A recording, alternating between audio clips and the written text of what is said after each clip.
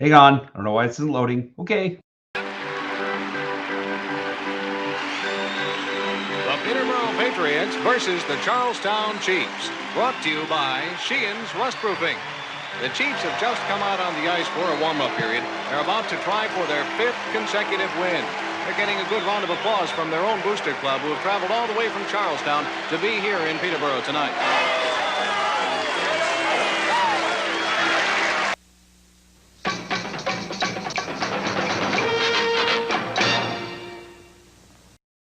If you're looking to buy or sell a home, make your next move a power play with Mike Burgoyne of Real Brokerage Realty. First responders, veterans, doctors, nurses, teachers, and yes, Let's Go Blues Radio listeners get special rates. Visit strikewithmike.com or email him at mike@strikewithmike.com and score big today.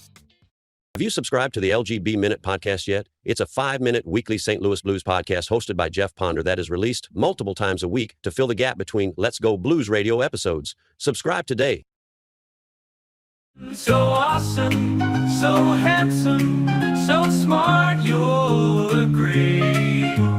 Kurt, Jeff, and Bill are on TV. It's radio on TV. Oh yeah, it's radio on TV. From St. Louis, I am Jeff Ponder, and I am joined by no one. Kurt Price and Bill Day are both currently facing allegations. I'm bringing you the often imitated, never duplicated Let's Go Blues Radio, the original St. Louis Blues hockey podcast. This is the 5th episode of season 15 and the 533rd episode of all time. Excuse me. It is Wednesday, October 29th, and I'm coming to you live. Tonight, we unfortunately have to talk about the St. Louis Blues. All that and more on this alone and willing to cook edition of Let's Go Blues Radio. That's right, folks. I am rolling solo tonight. Bill is actually out of town. Kurt, as I said, is facing allegations. So I am actually doing this by myself tonight. So you guys are my co-hosts. All of you wonderful people that watch this show live, please join me in the chat, and we will talk together about what a disaster of a start this has been for the St. Louis Blues. It's been interesting. I will say also, and I meant to have something pulled up here, so I'm gonna kind of vamp for myself here. You might be wondering, if you're watching the video, why I look insane right now. So we are going to pull up very quickly a couple different things that I have done. So let me see here. So this is for my Halloween costume, and I am attempting to get this up now. My facial hair looks ridiculous, and I'm very aware of that. So we are going to pull this up now. You can see that there, that I am going to be Wolverine for Halloween. Actually, I guess I already have been. I've already done a couple events and a couple different things. So yes, this is me doing the Wolverine meme here, as you can see. My wife was Scarlet Witch last year, so I used her instead of Jean Grey for the normal meme. But yes, the facial hair, this is why. I take Halloween very seriously. And then I'll also add, we have one more that I wanted to share. Let's see if we can get this guy up. It's not wanting to load automatically. Well, hey, it's me again. So let's try this one more time. Yes, I'm a huge nerd. I'm aware of that. So yes, this is another meme, the Hulk visiting me that I created in my own yard. And yes, as you can see, I'm a huge nerd. But that is actually a Hulk cardboard cutout I've had. Actually, it was my friend's for a long time, but then he re-gifted it back to me when he had a kid and was just like, I can't have this up in my house anymore. I'm an adult. And I'm like, oh, really? Because I'm still a child. So I will gladly hang this up in my house. So I was able to use that today to create a funny type meme. Anyway, so that is why my facial hair looks ridiculous. So, go ahead, judge away. So as I said, this is franchise episode number 533. Let's go ahead and get into beers of the episode. This is, you can follow me at jponder94. You can follow Bill at BillyBlueNote33. My beer tonight, and it's no surprise if you're a listener of the show, that I'm going with the O'Fallon Pumpkin Beer tonight. My favorite seasonal beer. Unfortunately, they become hard to find in just a couple days, so I've been trying to stock up as much as possible. And so I'm drinking my wonderful O'Fallon Pumpkin Beer tonight out of my Duff glass because, Duff beer are the cause of and solution to all of life's problems. Ace, Rob, or we call you Ace. I think we're going to call you Ace. Ace in the chat says, Hulk sad about the Blues. Yes, we all are. It's been a rough go for sure. So let's go ahead and get right into it. And again, folks, remember, I am rolling solo tonight. So feel free to ask questions, throw in commentary in the chat there, and you will be my co-host tonight. As my friend, the Z-Man over on 1380, when I first started my radio career, used to say that the callers were his co-hosts. That's why he never brought on anybody else. Let's get right into it. Blues did recall today Dalibor Dvorsky. This is because of a Jake Neighbours injury, which we will get into in a little bit. He has dressed in 6 games with Thunderbirds this season. He leads the team with 3 goals and sharing the lead with 5 points overall. Last year, he was a rookie in the AHL. He ranked 3rd on the team with 45 points, including 21 goals and 24 assists.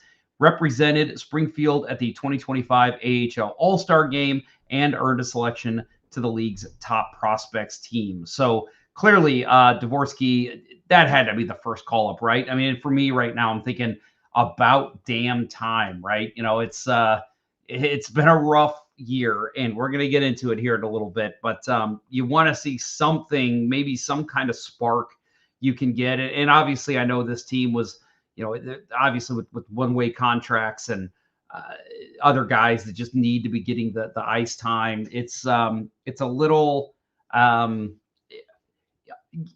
difficult to just be like, oh, call this guy up, because you've got salary cap to worry about. You've got other contracts that you can't just send someone down like Pavel Buchnevich is not playing well, send him to the AHL. Like, you just can't do that. So I get it that it took an injury for this to happen, but this is the right time for Dalibor Dvorsky to get a call up. I think we'll see him in the lineup tomorrow night. Let's hope he can inject some youth and some excitement into this team, because this team is lackluster. But I'll say the issue for me, at least, and we'll talk about it later, has not been offense. I think this team is playing fine offensively. It's more the defense and goaltending, which, again, I've got some numbers I want to break down, advanced stats and otherwise, that kind of tell the tale of the team this season. So we'll get into that, but excited to see that Dalibor Dvorsky is getting another shot. Remember, he had that 1-game stint last year. It'll be good to see him back up and see what he can do with a little bit more seasoned AHL veteran status under his belt.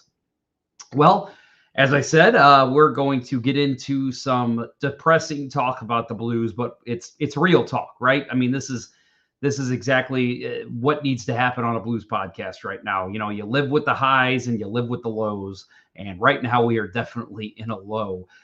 So we will take a quick commercial break, and when we get back, we will break it down. And as I said, keep those comments rolling in. Let's talk about it. I know everybody has thoughts because, wow, it's been interesting. All right. Talk to you soon. Enjoy the break. After these messages, we'll be right back. What are you doing? Have you not subscribed to the Let's Go Blues Minute yet?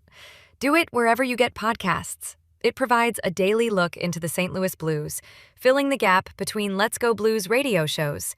Go to Spotify, go to Apple Podcasts, go to Friendster. I don't care. Just subscribe and get fresh blues content daily. Do it. Like now.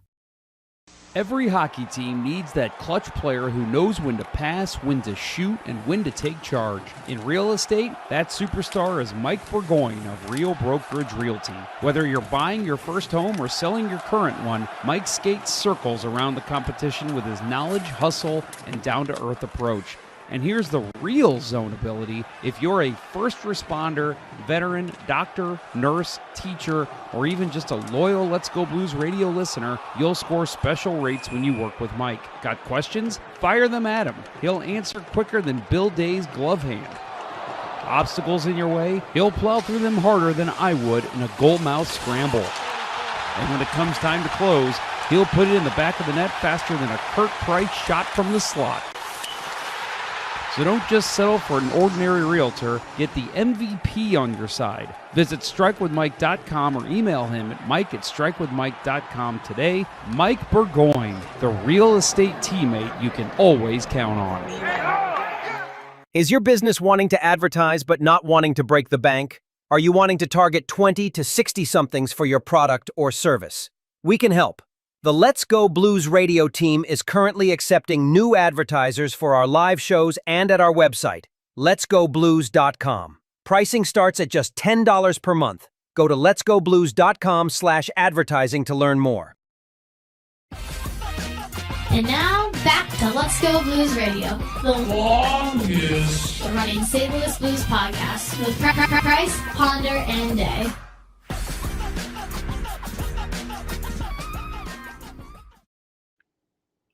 Hey everybody, we've got a couple comments here. Just cheers to all my friends that are listening there in the live chat.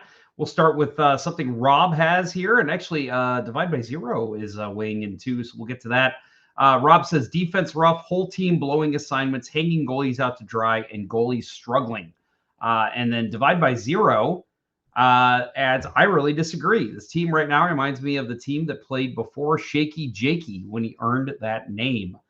Oh boy. Okay. And hey, friend Baked Beaver says, hey bud, Joe Schmo, doom. It's a lot of fans are feeling that way. It is still early. It's only what is it, about a 7th of the season? Not sure. Divide by Zero adds, they are playing with no confidence that the puck will be stopped. Sadly, I don't see a Binnington coming up. Yeah, again, small sample size, folks. And I know we said that that's kind of been the slogan of the week every week on this show, but I don't think this is a matter of Blues need to call some goalie up. I mean, obviously, there's not a whole lot in the ranks right now with Colton Ellis getting snatched up by Buffalo, but I do think this is something that their goalies are going to turn it around. It's just rather be sooner than later, you know.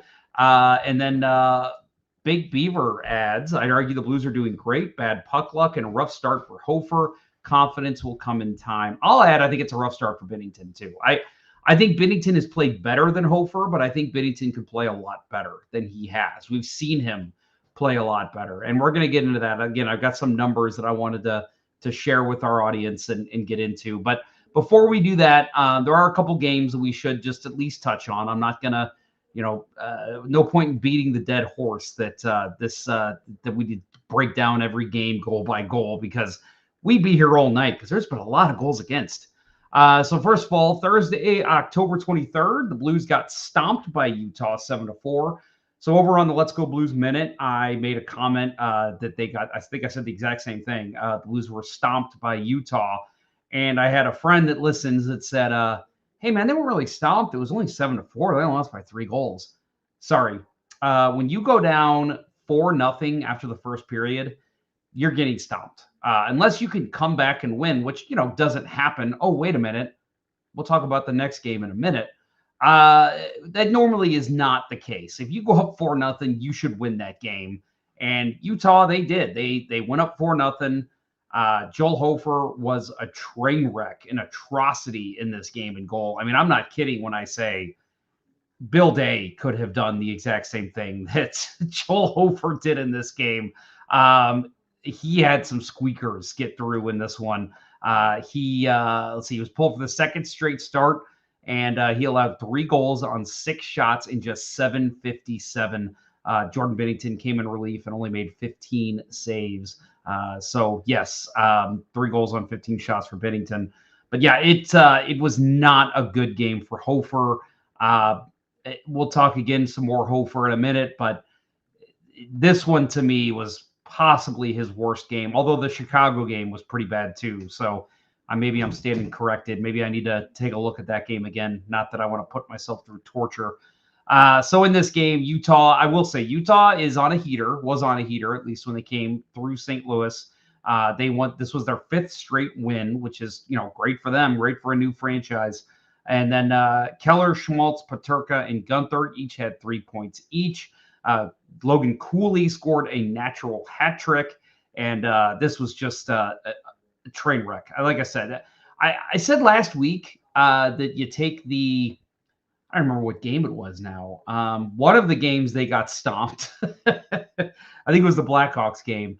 And I said, this isn't one that you burn the tape of, because you need, when you saw the Minnesota game, then you saw the Chicago game, and then you see a game like this, you can't just burn the tape. You have to, okay, we're doing something that is causing us to get killed against, really, to me, I'm sorry, mediocre teams. I picked Minnesota to finish 3rd to last in the Central, and Utah below them, and then Chicago below them. Well, guess what? They came through St. Louis and absolutely destroyed them.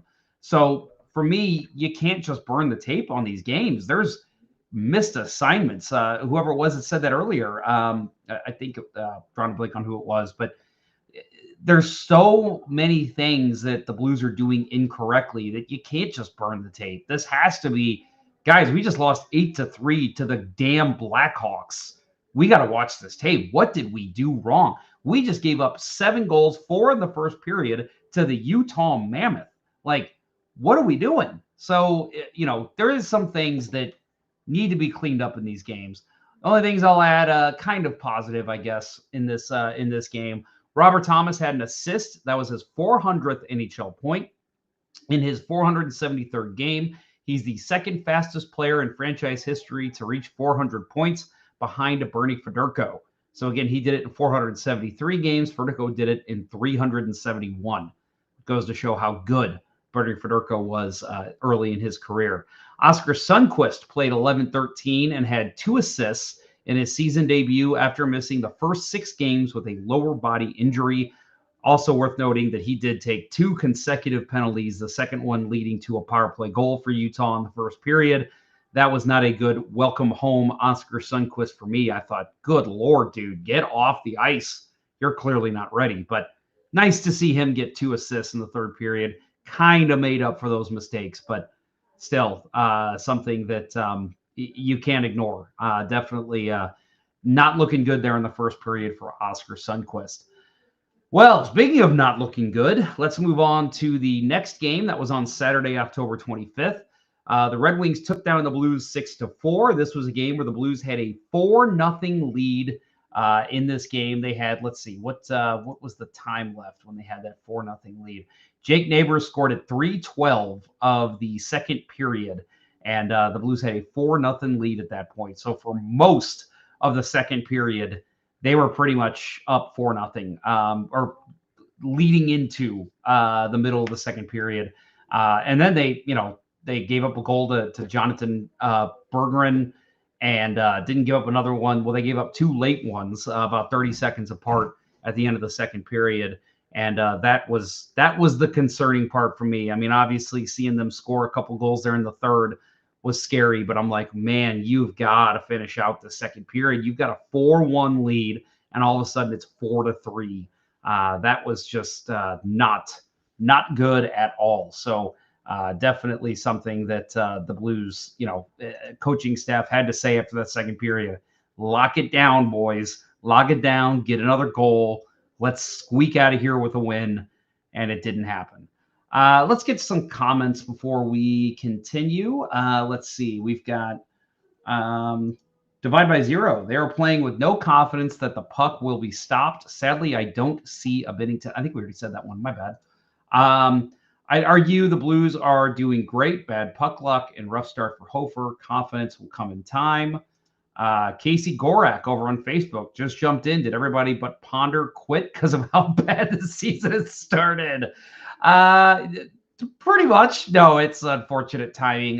Kurt and Bill were just had other obligations. I tried to get to get a second host tonight, but unfortunately, it just couldn't work out. I know that Halloween's kind of a goofy holiday, but there's always stuff going on this time of year, and Bill's out of town, so it was just hard to get anybody. So for me, I was like, you know what? I said I was going to do a show Wednesday. I probably could have waited, maybe do a pregame or a postgame tomorrow night, but I thought, no, let's just knock it out. I have plenty to say, as you all can imagine. And again, I'm happy to have my audience be my co-host. Baked Beaver says Benner has had it rough, but the D pinches hard with him in net. Yes, they do. And I will say he's been good playing the puck and getting it up. Like, that part of his game has not been an issue so far this season. But yeah, I think you can tell the confidence is not there, and it's not there with the whole team. Braden Shen said at the end of last game that these guys they're fragile right now. They need a confidence boost. And again, on Let's Go Blues Minute, excuse me. I did say that this team needs a goalie to steal a game. We've seen that happen with teams before. Actually, why not? I mean, let's talk about it. 2019, Jordan Binnington gets his first actual start, gets a shutout. They won that one, 1-0 against the Flyers. He stole that game for him. They played a very simple game, nothing complicated. Jordan Binnington made the saves he was supposed to make, and the Blues got out of Philly with a big win. And obviously it moved into something that was great for St. Louis. Not saying let's stop the comparisons there, but for me, that was a momentum changer. You need your goalies to step in and steal a game, just like sometimes you need your teammates to step up for the goalie and need them to score 7 goals and let him give up 5. And it's like, we're bailing you out, bud. It goes both ways. Right now, I think the goalies need to be that game stealer, and we're just not seeing it. Brian Roberts says goalie ain't going to help this team. Team playing like one mistake and it's game over. I do kind of feel that way. The goals are coming in bunches. We just mentioned with this game in Detroit, the 2 goals. And then we saw in Utah a couple goals going back to back. And then obviously Pittsburgh we'll get to. That one was really rough to start the game. Yeah, goals are coming in bunches. So I kind of agree with you that it's not even so much the goalies. It's we've got to find a way to come out strong after we give up a goal. And I just don't feel like the team has done that. They're not coming out strong after goals are against. The other teams feeding on that energy the Blues are giving out, and they're just coming in and getting shots on and knowing like we just got to funnel the puck to the net. Anything can go in right now. It's going to hit off a Justin Falk skate, for example, or whatever, and it's going to at least be a chance. And that is just what's happening with the Blues right now, unfortunately. Divide by Zero says, I want to also add, this might not be a really bad thing in the long term. Let's say we pick sub 10 this year. We may get a chance to draft a superstar that I would argue we could really use. Yeah, but I mean, come on. I think we can all agree that this team should be out of the retool or whatever now. A lot of people are saying that tank and get a better pick, but I don't know. It's hard for me to get on board with that. I'm ready for this team to at least compete again. I'm not saying Stanley Cup. I think this team could be challenging for a cup in a couple years under Alexander Steen once he's, not just a fresh new GM in the league in a couple years. But right now, I feel like this team absolutely should be at least competing. And it's 10 games. I'm not panicking yet, but it is getting concerning. I'll say that. The way this team is losing, even before the injuries, it's not been Blues hockey. It has not been good. Let's see. Baked Beaver, Sonny had a rough comeback, but he definitely brings some grit on the ice. Let's see. We've got that game was the worst puck luck ever. I think you're talking about the Detroit game. Yeah. Big Beaver, I got to say, though, and I know this is an unpopular opinion, I am not a believer in puck luck. I think that is to me, I've always believed hope my mom's not listening, coming from a family who has always said that we are cursed and that we we have bad luck and you inherited my luck. I feel like Chris Farley in that one skit on SNL when he just kept using air quotes for everything. But yeah, I just can't agree with that. I think, yes, I mean, obviously a play like we saw last night with the puck going off Falk's skate. I mean, yeah, that stuff's going to happen. But to me, that happens when you're winning too. I mean, how many times did we see during that 11-game winning streak last year, pucks still go off Blues defensemen and in the net? It's going to happen. If you're good and you're in the right position and you're doing the right things, the puck luck is going to come for you. And I just think that right now the Blues are not playing a good positional game. They're not picking up men where they need to pick them up. There has been, and I'll say, the Blues goalies, the one thing that I'll give both of them, backdoor chances, I actually think they've been pretty good considering how many they faced, which is concerning. I said on the Let's Go Blues Minute the other day, I feel like this team is being coached by Mike Van Ryn again defensively with how bad they've been. So for me, yeah, you can sit here and try to blame all you want that, this is all luck, but it's not to me. It's completely, they're making their own luck, and it's not good luck right now. Let's move forward. Bake Beaver, the rest were like an extra player with those unlucky bounces. Yeah, I'll admit too, that was a couple of them that I'm just like, get out of the way, man. What are you doing? It's like when I play beer league and the referee just refuses to move because he is not paid enough or whatever they always tell us. It's like, come on, you're an NHL ref. Get out of the way of the puck.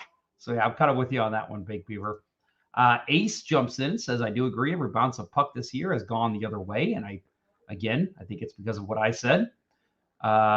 Bake Beaver says you could have called. Bake Beaver, next time, if you're interested, that would be fun. I'd love to have you on. We could do that. And then let's move ahead a little bit. Thanks for doing it, bud. You do great by yourself, which is tough for a podcast. Thank you, Casey.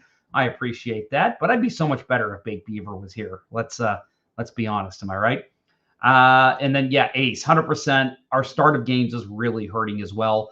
What did they say last night? That Braden Schen's goal, that was the first lead they've had at home in the first period, or that's the first time they scored the first goal or something like that at home this year. And I'm like, in 10 games? Oh, I know they're all weren't at home, but oh my goodness, like that is not good. That is bad.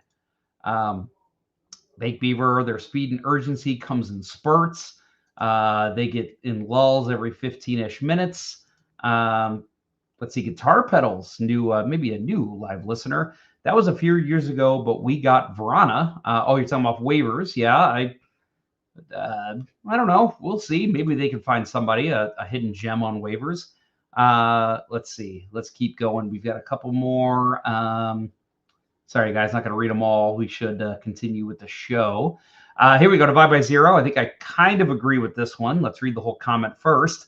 The most concerning thing so far for me has been Holloway. He has not looked like himself. I think he is the biggest question mark on what to do at the end of the year if this continues. Yeah, I will agree with that. Dylan Holloway, where are you? We could say that about a couple different players this year, but to me, Dylan Holloway is the number one suspect of what happened to this guy.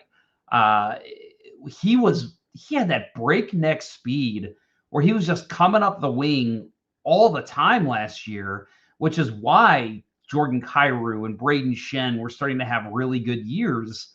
And we're just not seeing that.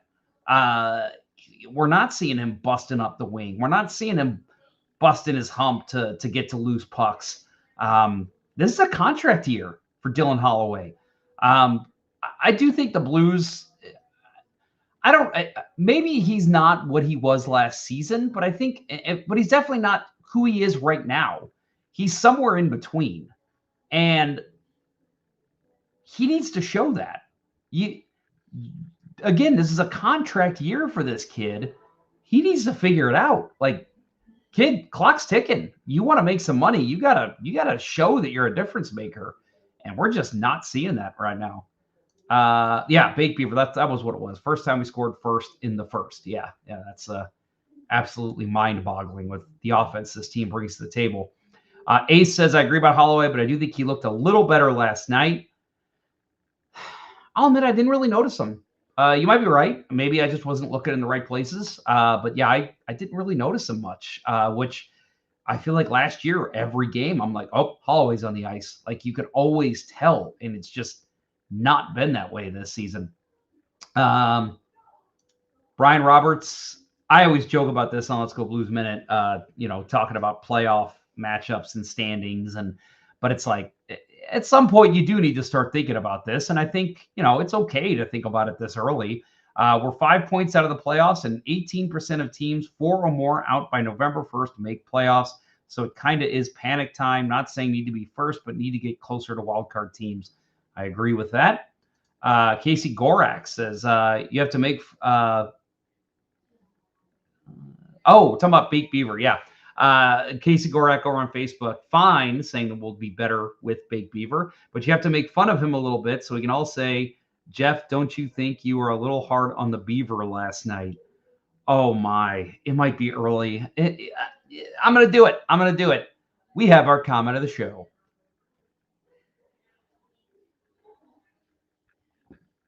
Very nice. Very nice. Let's see. And then we got Baked Beaver chiming in. Holloway's been extremely physical, but not having the best go at the puck and in his shot accuracy. Yeah, and for me, it's the skating. We're just not seeing that speed, which is his game to me. You get that speed going, all of a sudden he's a different player. And I don't know if it's a conditioning issue. I don't know if it's coming back from injury. I don't know if it's mid-season form. I don't know what it is, because he did have a slightly slow start last year too. So maybe it is a mid-season form thing. We'll see. All right, let's quickly get into this Detroit game. The first one that was in Detroit. Simon Edvinsson scored twice in the third period. And keep in mind, this was actually after he was benched in the third period, the game before against the Islanders. They lost, I think, like 7-3. And he was benched, and he comes in and scores twice in the third.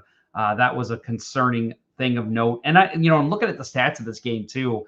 The fact that there were so many kind of more role players that killed the Blues than their, quote unquote superstars. Patrick Kane wasn't playing, but Dylan Larkin, I mean, he was good in this game, don't get me wrong, but he wasn't the difference maker for them. It was Edvinsson. It was a lot of the other younger guys that kind of got on the board and drove the offense. Alex DeBrincat scored his first goal. That was great. How about that? The fact that he has a couple goals now this year, and they're all against the St. Louis Blues.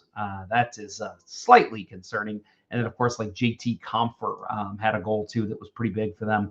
It's been a little rough seeing how things are going right now. But all right, let's talk about the Jake Neighbours injury. So he did score twice in this game, and that has been one bright spot for the Blues. Is Jake Neighbours on offense has played very well. They announced later in the week that Neighbours was hurt in this game with a right leg injury, and he will be reevaluated in 5 weeks. He led the Blues in goals with 6 and points with 7 at the time of the injury. Neighbours is 23 and was injured 5 minutes into the second period of the team's 6-4 loss to the Red Wings on Saturday. After he scored his second goal, Neighbours blocked a point-blank shot by the Red Wings' Axel Sandin Pellikka with what appeared to be his right knee, then went into the sideboard skate first. He looked to be in pain on his way to the bench, but finished the game. That was crazy. Because I thought the same thing. Because I remember I think it was Vitaly was saying, "Oh man, oh no, that looks bad." He came out and played the rest of the game. I mean, to be honest, I don't really recall how great he looked, but the fact that he was still able to go out, play every shift, and was fine, and he didn't even go back to the locker room. I don't believe. I think he stayed on the bench. That's a tough SOB right there, if you ask me. That's pretty impressive. So unfortunately, Blues are now without Jake Neighbours, who was, again, one of the few bright spots. We'll talk about another offensive player that I think has played very well for the team so far, but Neighbours to me was the guy that was really standing out. That one hurt. You're wanting something to get this team going, and to me, Jake Neighbours is another type of player. I mentioned, goalie stealing games is important.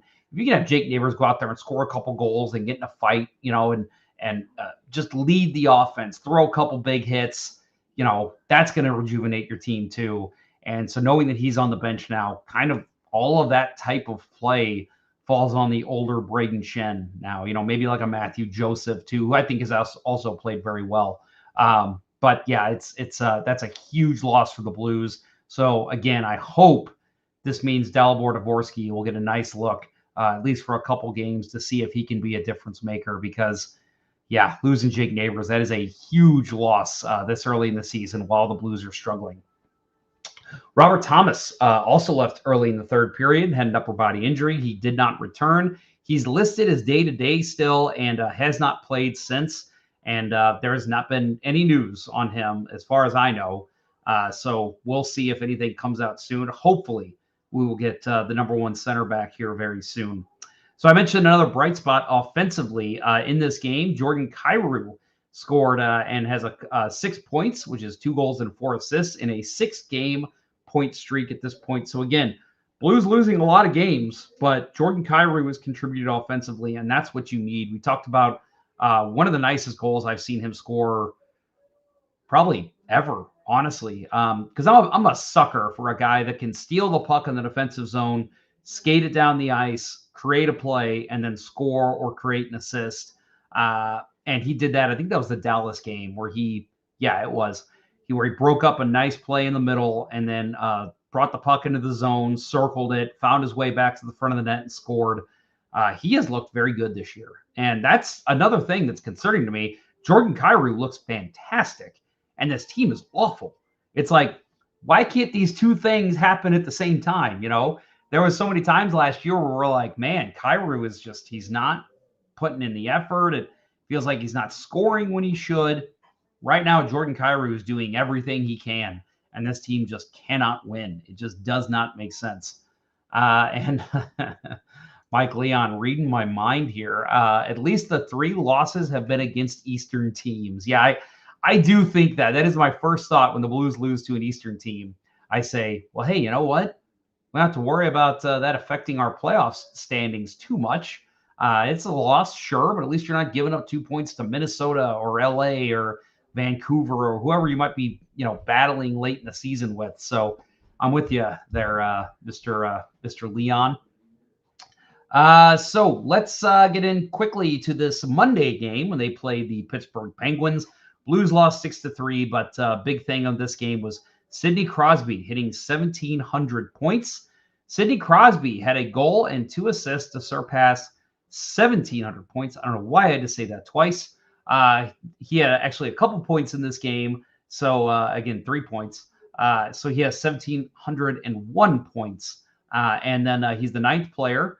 And the other 8 would be Wayne Gretzky, Jaromir Jagr, Mark Messier, Gordie Howe, Ron Francis, Marcel Dion, Steve Yzerman, and of course, Vladimir Chebaturkin. No, I'm kidding. Mario Lemieux, former landlord for Sidney Crosby. He is second in the Penguins' history behind Lemieux, who ranks 8th all-time with 690 goals and 1,033 assists. So also in this game, Brian Rust had 2 goals and an assist. Evgeny Malkin had a goal and an assist. And Erik Karlsson had 3 assists.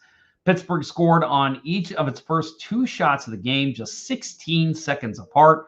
Rust opened the scoring for the Penguins by taking a backhand pass from Karlsson and bearing a snapshot from the right faceoff circle 39 seconds into the first period. Anthony Mantha then made it 2-0 at 55 seconds, finishing a pass from Malkin on the right post.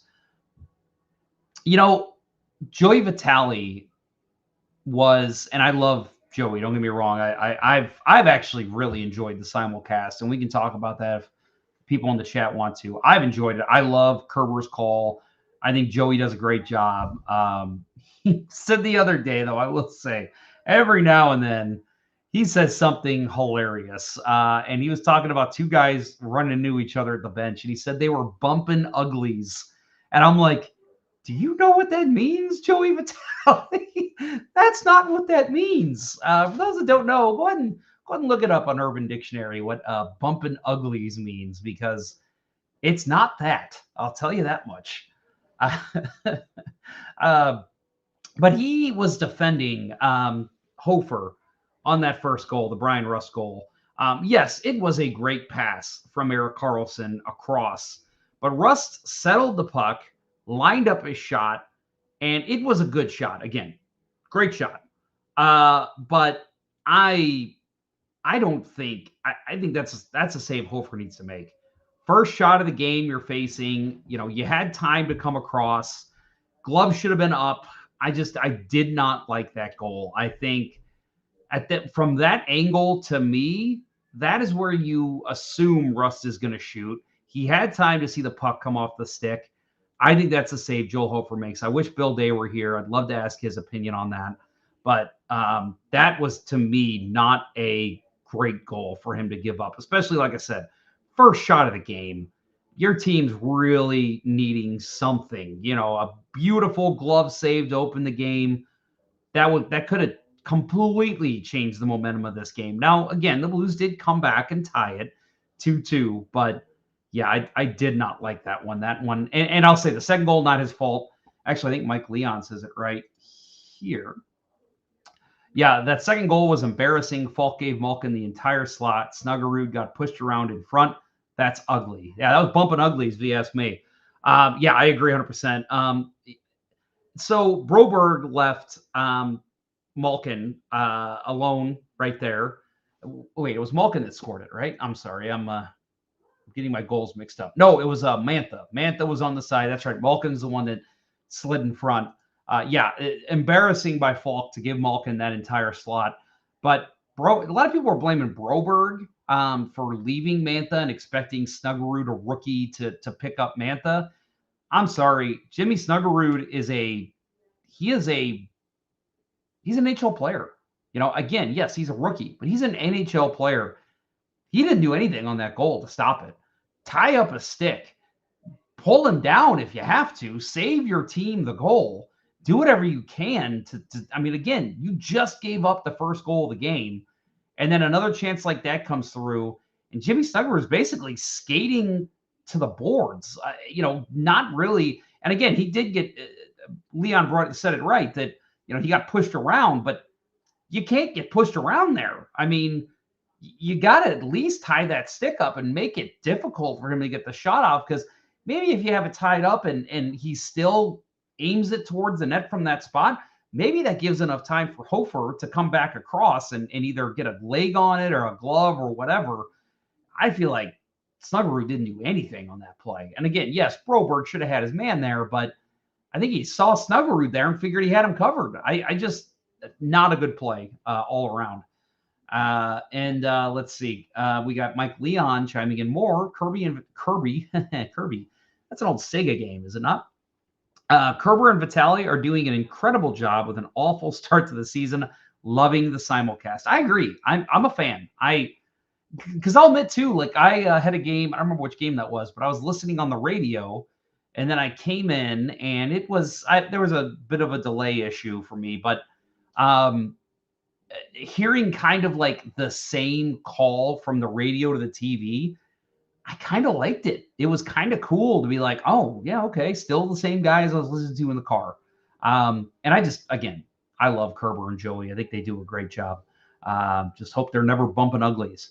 Let's see. We've got Alexei Toropchenko had 3 shots on goal and 10:34 of ice time in his return after missing 7 games because of upper and lower body injuries. So let's just move past that game. And let's talk about another bad game. This was last night. Detroit swept the season series. They defeated the Blues 5-2. So in this game, Alexander Texier drew back into the lineup. He did the previous game as well. And again, obviously Toropchenko also returned. So same kind of lineup here. Just a couple tweaks to the forward lines. The Red Wings did sweep the season series with the Blues. They won this one 5-2. We've got Larkin. We mentioned him in the last game that they played. Not really a major factor on the score sheet, but still played well. Well, this one, he was a major factor on the score sheet. 2 goals and an assist in this game. Leads his team in points and goals, and really having an excellent start for the Red Wings there. Alex DeBrincat added a goal and an assist. So again, he apparently can only score on the St. Louis Blues, because that is the only team he has scored against. The Blues are now 0-4-1 in their past 5 games, and Jordan Binnington made 15 saves on 19 shots. Again, one of the few bright spots of this season, Jordan Kyrou had a goal to extend his point streak to 8 games. That is 4 goals and 4 assists in that span. Colton Parayko had an assist on Schen's goal to become the 4th defenseman in Blues history with 300 career points. He joins Al McInnes with 452, Alex Pietrangelo with 450, and Chris Pronger with 356. I do like Ace's comment here. I can't hear the broadcast for the first 10 minutes. I'm too busy screaming at the TV. Yeah, there's a little bit of that in my house too, so I don't blame you one bit. Yeah, so this game was maddening, to say the least. Brayden Schenn did everything he could in this game. I was happy with our captain throughout the game. Obviously, he was making an impact in the first period, but I just thought he brought his A game. On the power play, he looked good. He was making smart passes. I think he had a couple hits in this game. Played very well, but not enough. Obviously, he tried to get in a fight in the very first shift of the game. That didn't work out. So what does he do? Just go out and score a goal. Scores a nice goal off a rebound, and just perfect placement where he was on the ice. And then again, gets in a fight later. A very spirited fight as well with Travis Hamonic. So really enjoyed Brayden Schenn in this game. I, again, think at some point we need to see a Blues goaltender step up and just stand on their head, just play well, really well.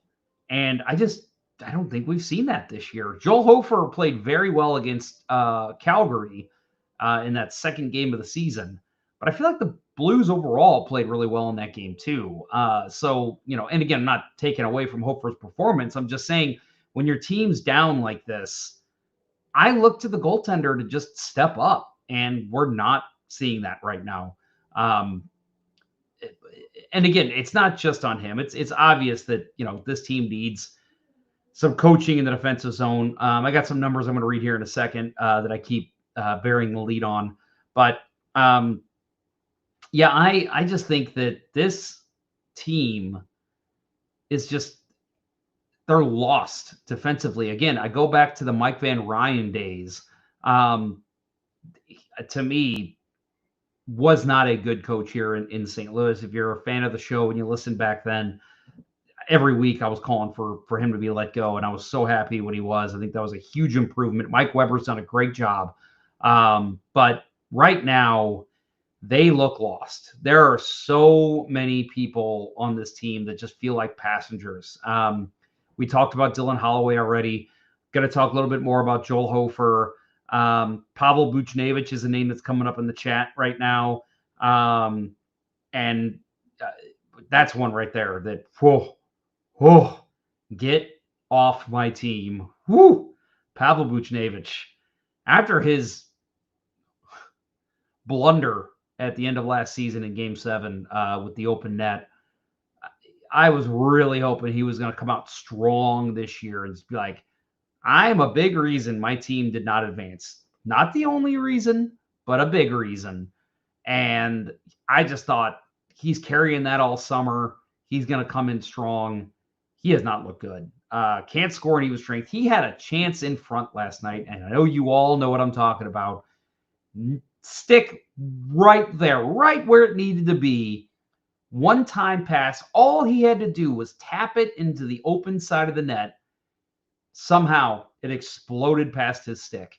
And I'm like, an NHL player who's supposed to be a top 6 winger, that can't happen. I mean, okay, again, it's going to happen. It's going to happen to everybody. It's happened to Wayne Gretzky. It's happened to Sidney Crosby. But when your team is down the way the Blues are, you got to convert. Good Lord, you have to convert. And to me, that was a big moment in that game. I feel like that was a moment where the Blues could have taken a little bit more of a hold of the game. And at least gone in tied in the third period. And it just, that did not happen. It was 4-2 going to the third. That would have made it 4-3 at least. Actually, I think that would have made it, 3-2 when that happened. So yeah, it was just plays like that cannot happen. And of course it did. So let's get into these numbers that I keep talking about, shall we? Actually, before we do that, we got a couple comments. Hey, look who's here. Ken Morris. Good evening, Blues fans. Good evening, Ken. I hope you're enjoying the beginning of the hockey season, but I know you're not enjoying the beginning of the Blues season, unfortunately. And then Bake Beaver, Buchnevich, B-Jug, and maybe a CPL or others that need to step up, 100%. Ace says, with Thomas out, Buchnevich really stands out in a bad way. Yeah, that's an excellent point. And I'll say, I was praying for those two to be split up.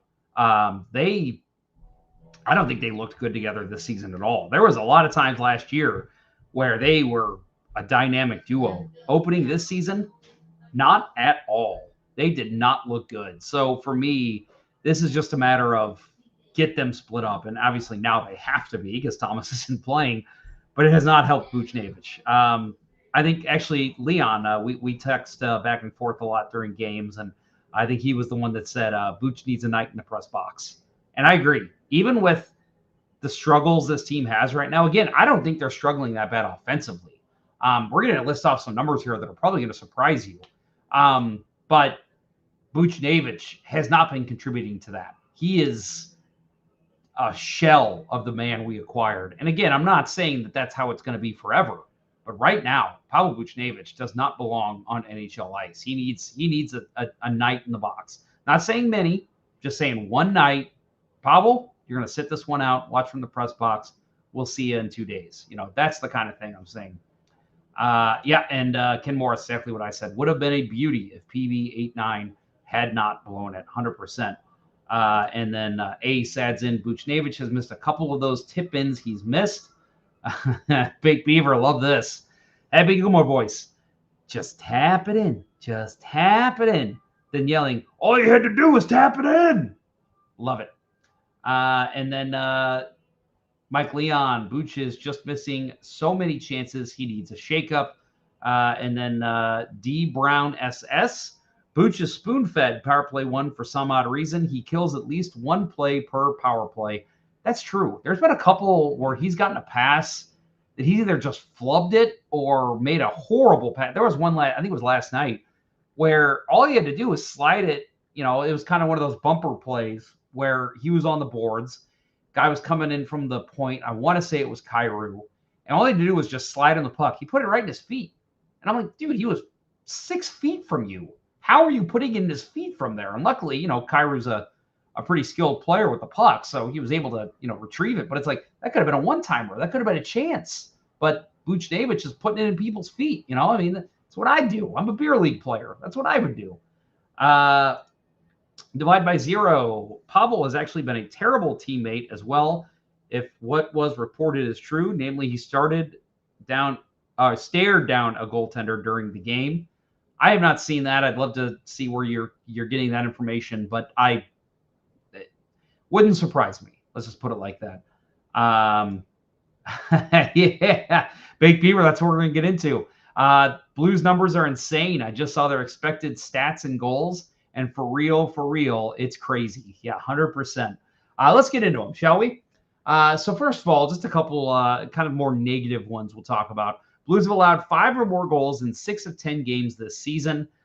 Here's the thing that, first of all, let's talk about goal differential. Blues are a -15. They're tied for last with Calgary right now. Their power play percentage is not bad, 20.7. They are tied for 15th.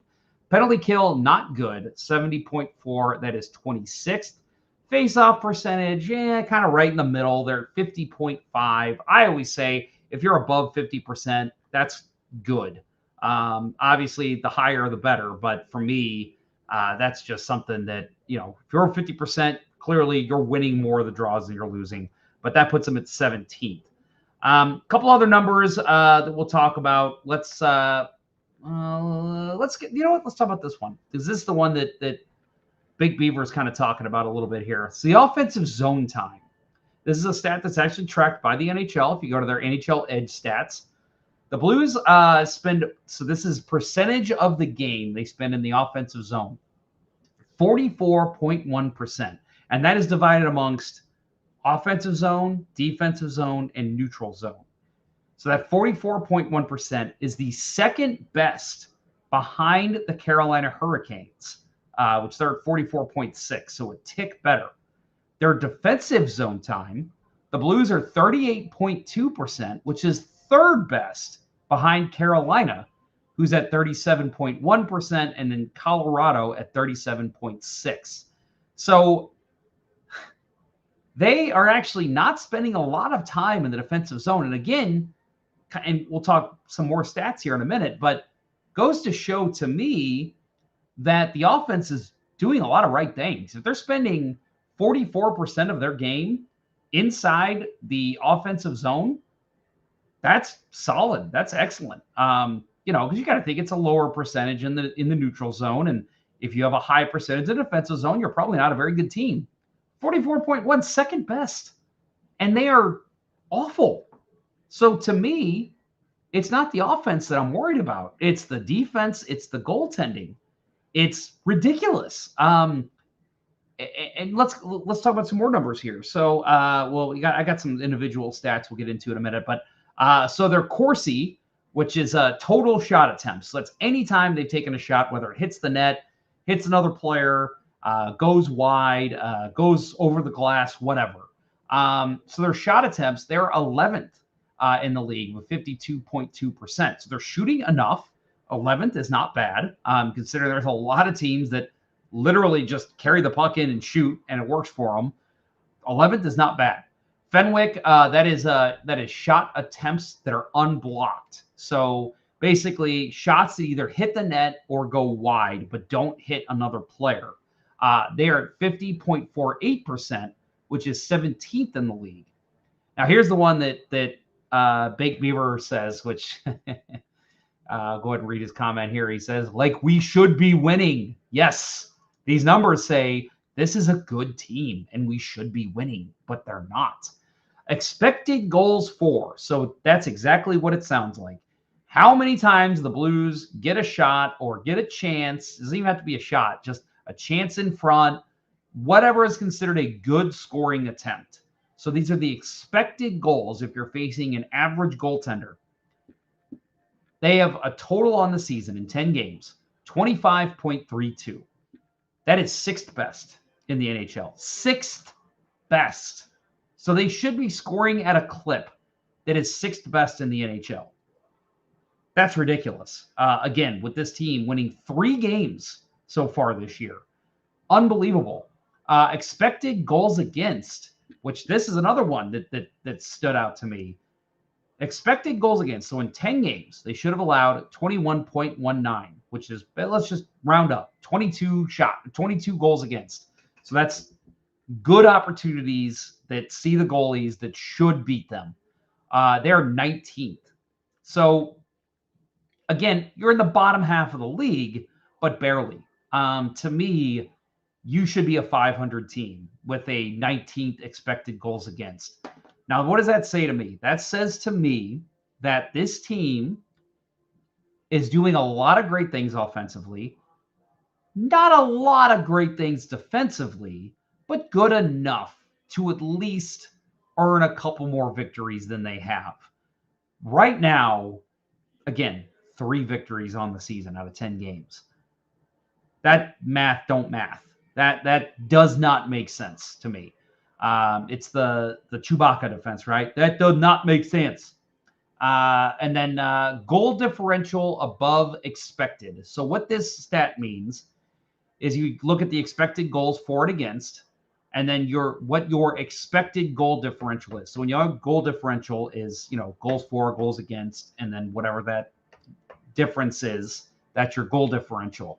So this is basically saying how many goals you should have versus how many goals you should have given up. And then on top of that, what has actually gone in for both the Blues and their opponents. So basically, like, how are the Blues being manipulated by analytics in a way? They're last place. They're last place. That tells you that the defense, to me, has not been good.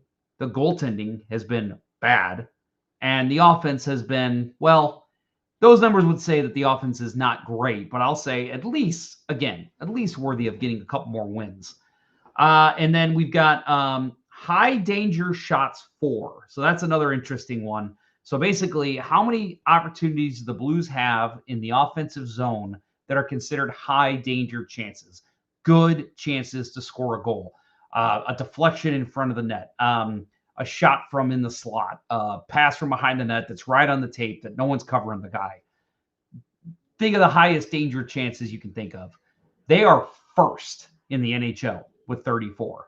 34 chances in 10 games of high danger magnitude. And look where they're at in standings. High danger shots against. So this is how many shots against that are considered high danger. Not goals, shots. They're 15th. So they're a tick better than half spot in the league, which is 16th now. They have 24. So basically they have, and again, these are all analytics. I know, we always say you can't judge all games by analytics, but I think this is a case to be made where analytics are kind of telling the story here. The high danger shots against, so they're allowing some good chances, but there's still way too many goals going in, even though these are some high danger chances. And then I also pulled out medium danger shots against. So these are like shots that are kind of in the high slot, maybe slap shots from the point with screens, things like that, goalies can save, but can also be pretty difficult. So they've allowed 61 of those. That is 22nd in the league. So they don't allow a lot of medium danger chances. And then I will say another one that's important to look at is giveaways. This is just a flat out, they gave the puck to their team here. They are fourth in the NHL with 164. That does not speak too much to the goaltending. That speaks more to the puck play. And yeah, if you're giving away the puck, the fourth most in the NHL, that's not a good thing. We've also got, I think I mentioned face-off percentage. Let's get into some actual individual stats here. Some of these are pretty rough to hear, folks.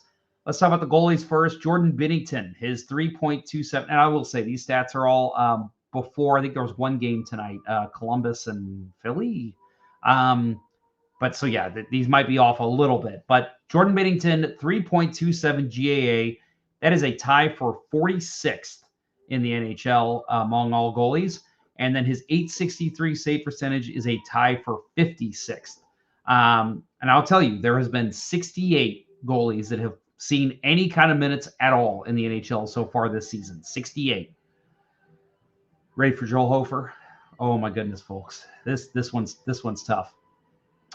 Joel Hofer, 5.81 GAA and a 793 save percentage. Both ranked 68th. That is dead last in the NHL. Again, I'm not going to sit here and bash the goalies and say it's all their fault. But Joel Hofer is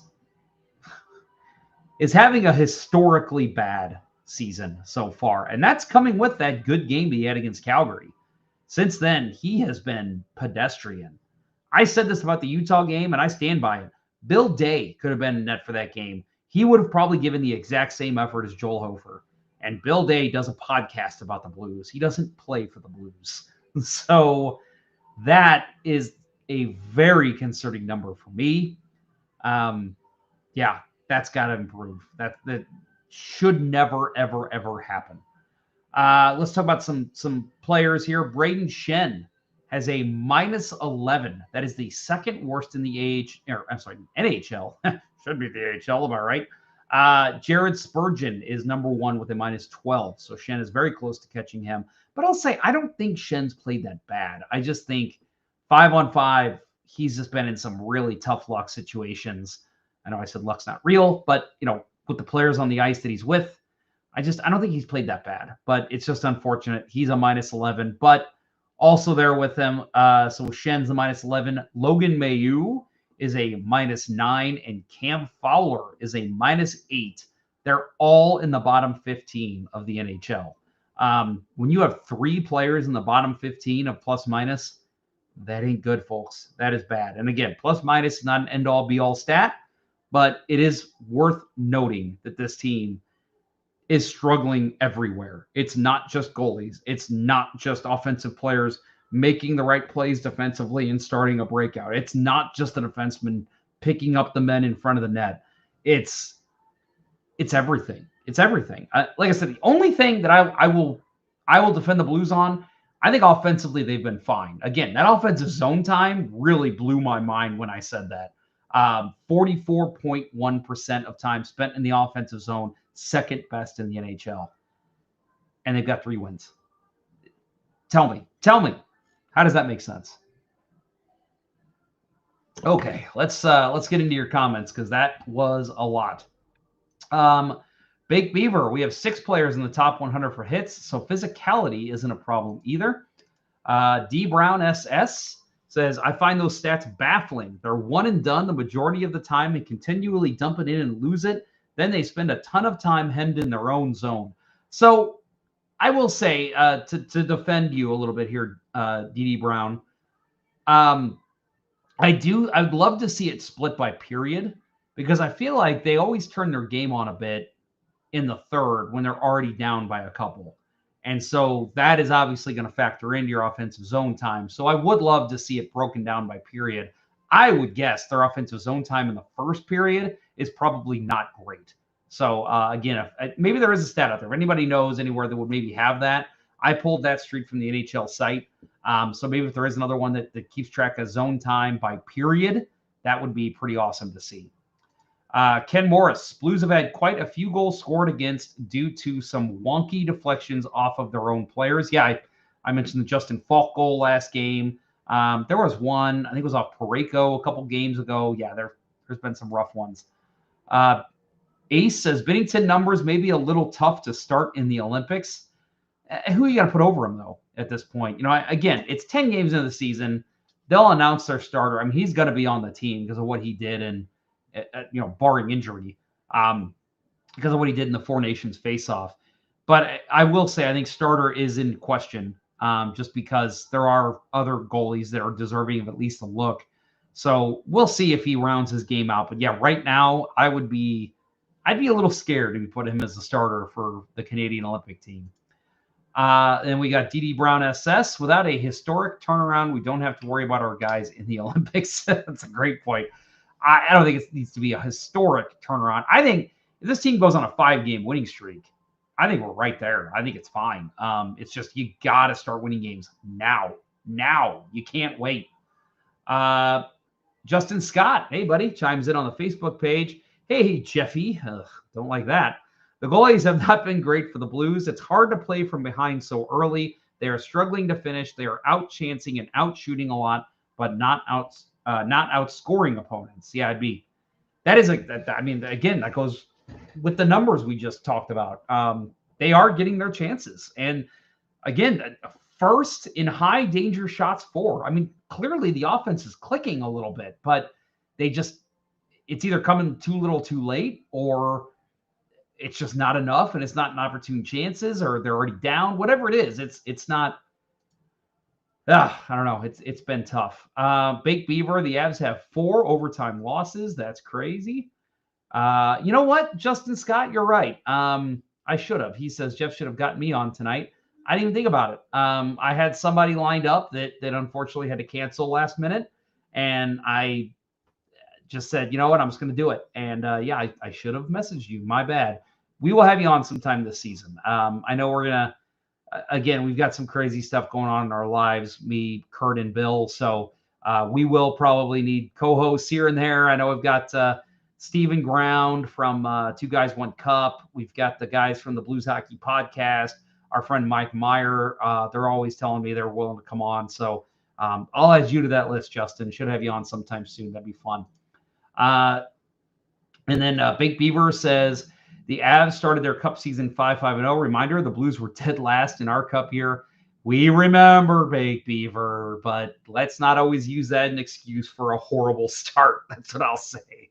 But I see your point. I get your point. It's 10 games in. I think it's too early to panic. But like I said, we need to start seeing some wins strung together. And then Ace adds, yep, when you get your ass chewed out by your coach for 2 periods, tends to make you play better in third. Yeah. Well, not even just that. Guys, we're down 5-1. We're down 6-2. Let's go out and see what we can do. That right there is we got to at least save some face here. So that's part of it too. Plus, the other team does usually, not intentionally, but the other team does usually, with a big lead, lay back and play a little more defensive because they just don't want to cough anything up. Divide by Zero, thanks, buddy. Says you're doing a great job, Ponder. I appreciate that very much. Doing a podcast solo is never easy, but I do enjoy talking to all of you. That's a big reason I do it. Justice Scott, I understand the frustration. I just can't stand the overwhelming negativity. Yeah, I get it. I really do. I get why people are negative, but I'm with you. It's too early. It's still too early to just, oh my God, it's over. Like people saying, tanking for the number 1 pick. This team takes for the number 1 pick. They better trade everybody. This team is too good to be tanking. I could see them being a bubble team and right outside of the playoffs, but I picked them 3rd this season for the Central Division. And I stand by that. I think they still could be a 3rd place team, but I just don't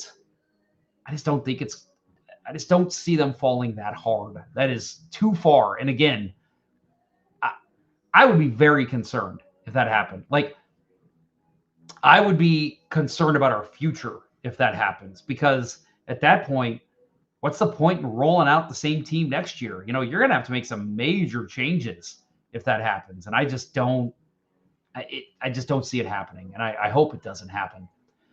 Well, let's talk about next up for the Blues. We've got Thursday, October 30th, 7:00 versus Vancouver. Then on Saturday, November 1st, they play at 6 in Columbus. Monday, November 3rd at 7:30, they play Edmonton. Wednesday, November 5th at 6:30, they play Washington. And then on Thursday, and that's in Washington. And then on Thursday, November 6th at 6, they play in Buffalo. So a nice mix and match of home and away games. I think that's always the good way to go whenever you're struggling. You don't want to have a long road trip while you're struggling. You don't want to have a long homestand while you're struggling. I think getting that mix and match of home and away games, it's just a good, okay, change things up. Next game's an away game. We'll do this differently. I think that is the best way for teams to kind of gel and figure it all out. So I love the fact that this team is going to be bouncing back and forth between home and away. And I'll say, too, I'm not going to do it now because I already did it today. But over at the Let's Go Blues Minute, if you make sure you smash that subscribe button wherever you get podcasts. I did break down the upcoming matchups for the Blues a little bit more in depth and just kind of said where everybody's at in the standings, where an opportunity is for a kind of a low-hanging fruit win. And one of those games is Thursday, Vancouver. They are not having a good season. They have started off rougher than the St. Louis Blues. Them and the Calgary Flames are struggling, and Calgary's coming up on the schedule here too. So, that's another one. I think the Blues need a big effort tomorrow night. This has gotta be a win for the Blues. They've got to start getting it going. And again, if you can win in Vancouver, you're playing Columbus, who I think right now is holding down the one of the wild card spots in the East. You get a win against them. You come in against Edmonton. You got a little confidence playing against McDavid and Draisaitl and all those guys. So, for me, I think these next 2 games are pivotal for the Blues. Get a couple victories, get some confidence. Then you go against Edmonton and Washington, who are 2 solid teams, and then you get Buffalo, another team that you really should be able to beat. All right, and we'll get to a couple more comments, and then I think we should probably wrap her up. Ace says 100%. I think this team turns it around. I agree. And then D Brown SS, the start has been so bad, I'm not even mad. They already broke me. That's pretty good. I'm sorry to hear that, TV Brown SS. You have you've already been broken. That's horrible, man. 10 games into the season. That was good. Thank you for that. Justin Scott says, I'll be honest, Suter and Bukestad don't get on the board much, but I think they have been solid away from the puck. Suter has been putting up some numbers. I actually really have been happy. I've been happy with both players. Don't get me wrong, but Suter he's everything is advertised. I love the way he plays the game. We talked about it last week, that empty net goal he had, where he, made the smart play at the blue line and then set it down into the net. He's just a smart player. I love what Jeremy Rutherford said when we had him on to close out season 14. He said he talked to a guy in Vancouver about Suter, and he said, there's going to be nights where Pius Suter is not Pius Suter. I'm still trying to get myself to say it correctly. He's not going to be the best at faceoffs. He's not going to be the best offensively. He's not going to be the best defensively. But in that same game, somehow he was still the best player on the ice that night. Like, it doesn't make sense, but somehow it does.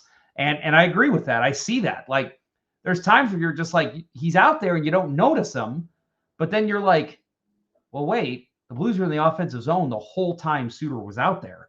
The Blues were, creating chances the whole time Suter was out there. The other team didn't have a chance the entire time Suter was out there tonight. Like, he's around, and I think he's probably, I have to look. I admit I've not looked.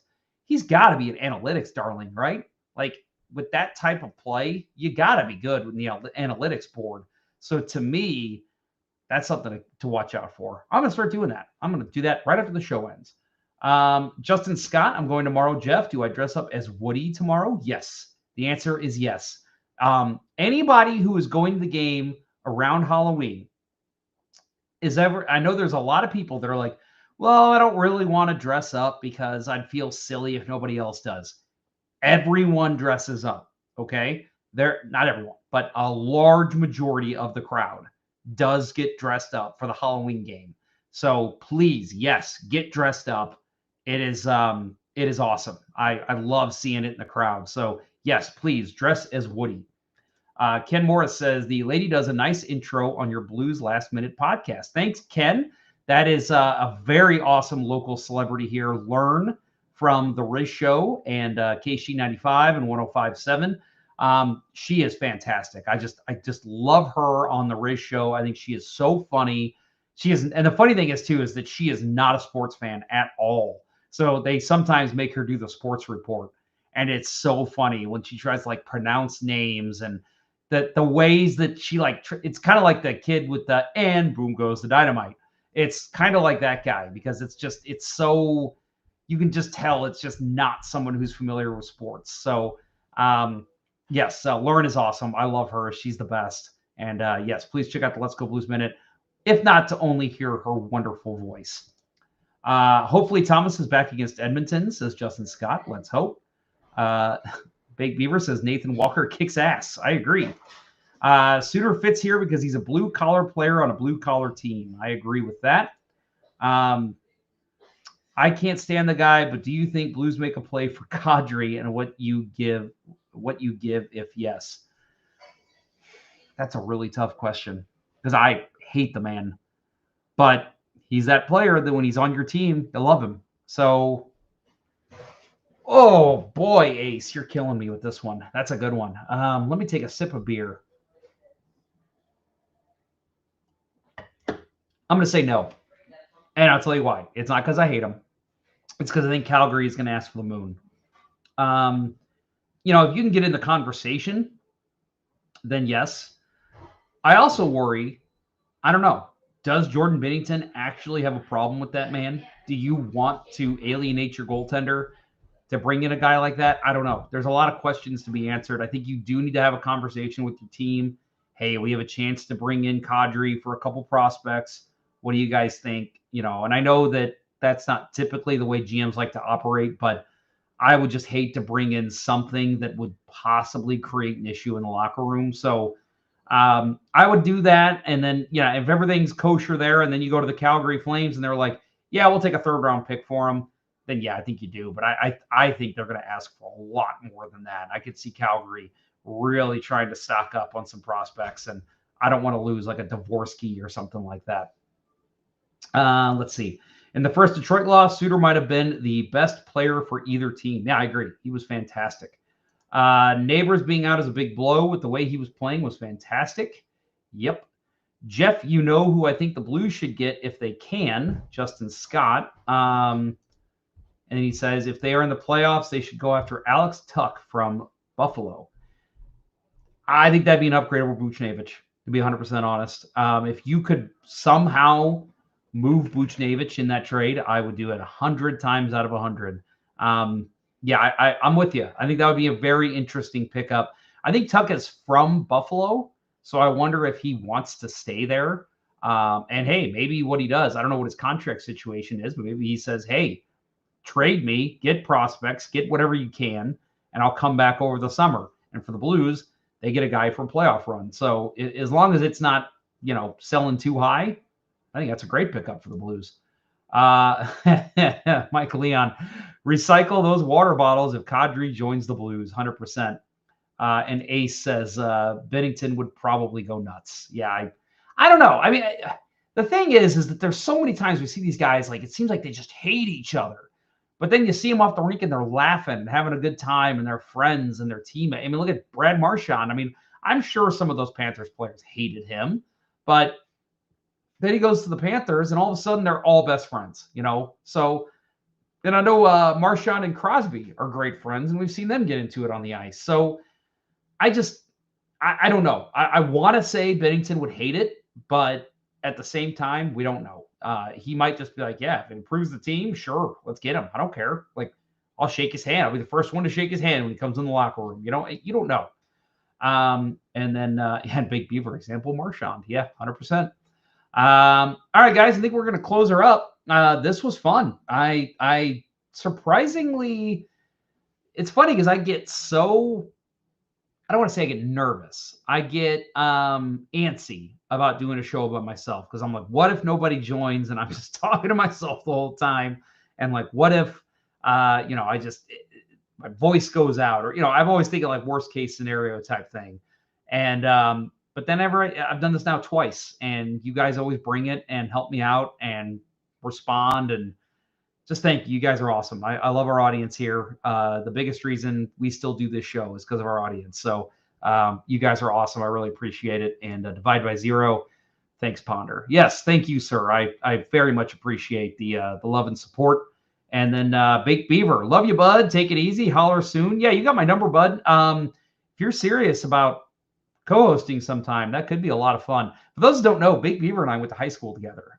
We both graduated Francis Howell, 2004. So, yeah, I would love to just bring you on and probably you bring up some crazy story that I have, about me, my love for Chris Pronger or something that happened in high school. I'm sure some of these guys would love to hear that stuff. And then Casey Gorak, this show was great with all the interaction. Thank you. Appreciate that. And Ken Morris. We love you, Jeff. Brings a tear to my eye. I love you too, Ken. Maybe too much. Okay, let's take that one off air. And then Justin Scott, you do great, Jeff. You got my foot in the door. Heck yeah. I'm always happy to do that. Well, he says, I feel confident to have a voice for the podcast. I do with Guy. Yeah, and go ahead and drop that in the chat, Justin, where people can find your show in case they want to tune into the Blue Note Fan Report. Ace, why I graduated 1983, puppies. Yeah, yep. But hey, I'm 40. I feel old. Big Beaver, 100% Pronger love. Yep. Okay.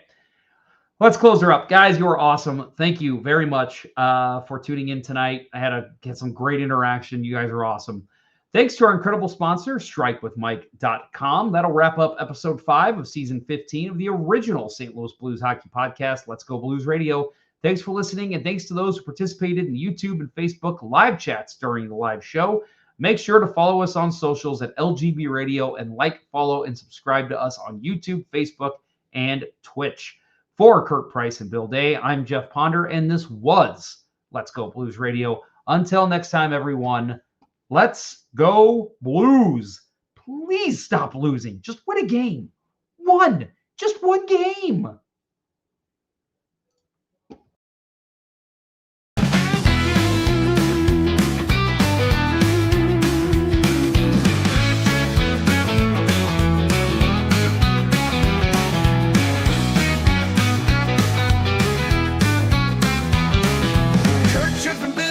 TV talking St. Louis Blues hockey, moving fast, can't catch the beat. Skates on fire, I saw